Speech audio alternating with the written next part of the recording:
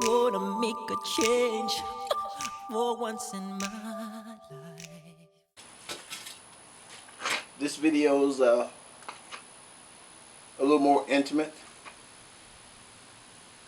but it gives you some insight to why I do some of the stuff that I do. And it's kind of hard for me, so I'm already ready. September the 23rd, 2006. Worst day of my life.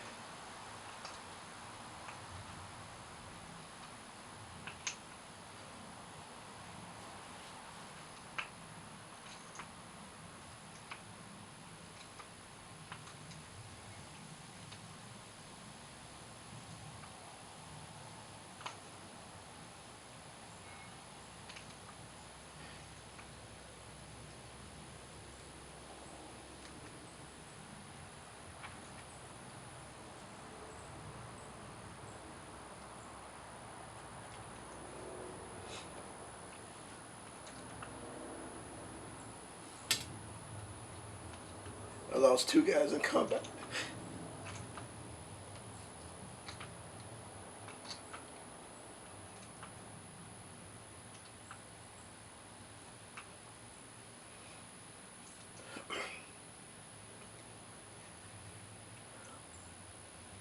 Kenneth Kincaid and Velton Locklear III.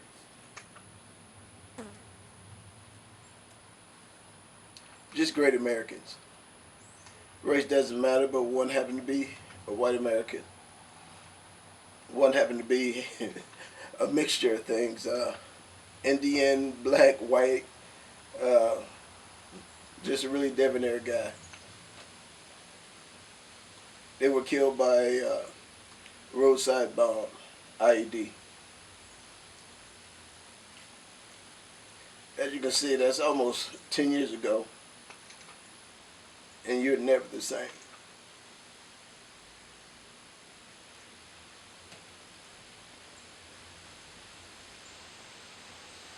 Kincaid was in 5 pieces.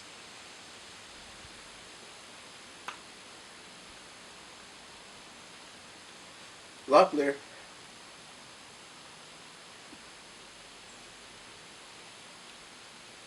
he stayed intact, but he was so broken up. He resembled one of those string puppets. And his intestines and everything were exposed.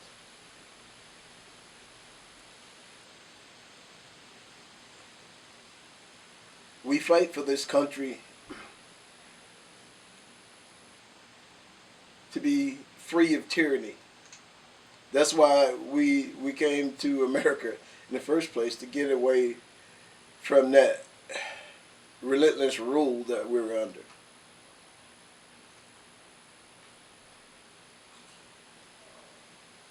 I go out there to see what's going on. And as a young man, I was out there. I was in those same streets that I patrol now. Not literally these streets, but in places like that. I was low income. And I got my rights violated. I visited a house one time that shortly was raided because they were looking for an individual. A sawed-off shotgun, an illegal shotgun, was there, and they asked the household, everybody that has been there the last couple weeks.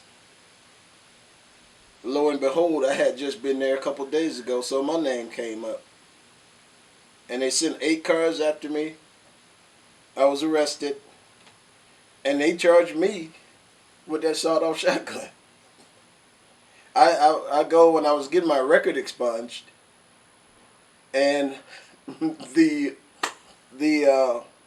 local judge, he looked at me and said, "What?" I said, "Sir, I kid you not.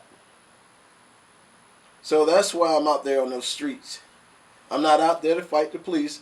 I am a legal gun carrier. I just happen to carry a gun. If I wasn't doing this, I would still have a gun on my side. So I'm not carrying my gun just to interfere with the police. No, I'm carrying my gun because I have a legal right to do so.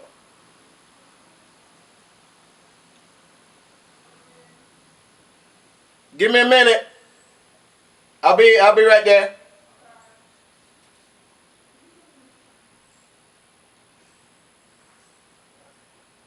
Those guys meant so much to me. It didn't matter if the individuals that died would have been my own son. It wouldn't have hurt anymore. I still suffer from it. I happen not to be a part of that mission because I was the leader and I had administrative stuff to do. And unless there's administrative stuff to do, I always went out. A lot of leaders didn't do that. So if I end up meeting my demise, because it's going to be hard for them to just say, hey, if they end up killing me, and I hope that doesn't happen, because I'm not out there to fight them. It's going to be hard pressed for them to say that, oh, he was just a thug in the streets. My record, my military service, and everything reflects what type of person I am. I had a situation that happened. I was the acting PL. And we got called for a mission. Now, I got the battalion scouts, the 11 Bravo scouts, which is supposed to be the best of the best in the battalion. I did not yet have I did have a PL, but he was brand new. My PL was a captain, and then they just moved him somewhere else. And my PL was approximately 2 hours away. I wasn't going to drive 2 hours to go get him, then 2 hours back, then another 2 hours to mission. I've been doing this for quite a few years.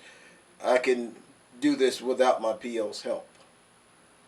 So the PL, we were attached to another platoon, another company.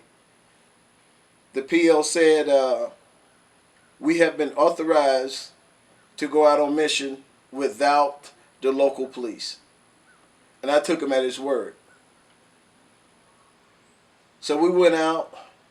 We apprehended the individual that we were looking for. I think he was responsible for some IEDs being in place.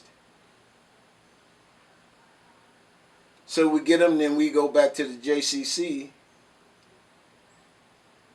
and that's where that's where you turn them over to the police, and you fill out the paperwork to what happened and how it happened.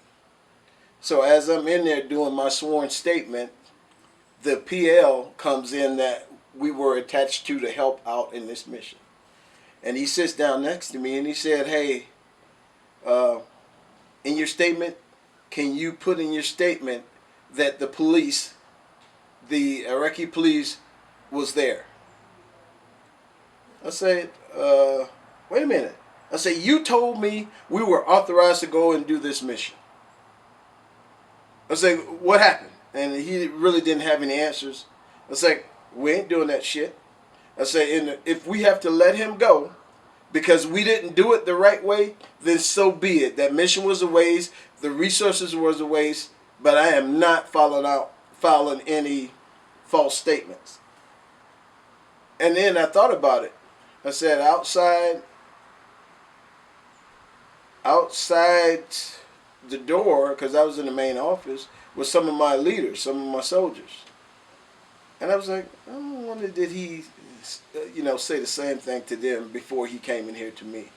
And I go out, I say, hey, if anybody is putting in their sworn statement about the local police being there, you stop, you cease and desist right now. A couple of them looked up and ripped up their statement. There was my company commander happened to be there, even though the battalion commander is basically who I work for. My company commander, which I fell under HHC, he happened to be there. And he went and talked to my former PL. He said they tried to get Jackson and his men to write a false statement. My PL said to him, and well, he said he tried to get Jackson and his men to write a false statement, and Jackson refused. Then my PL looked at him and said, "Did you expect anything else?" Like he knew the type of man that I was, that I wasn't going to go for that. I'm not going to break the law to lock you up, no matter how wrong I think you are. And believe it or not, when you're over there, the military, for the most part, there is some exception to policy, but we are the law. And for my former PL that just was removed a couple weeks ago to say, did you expect anything else from Jackson? And the CEO was like, no, I did not. So I stand by what I say. All right, thanks.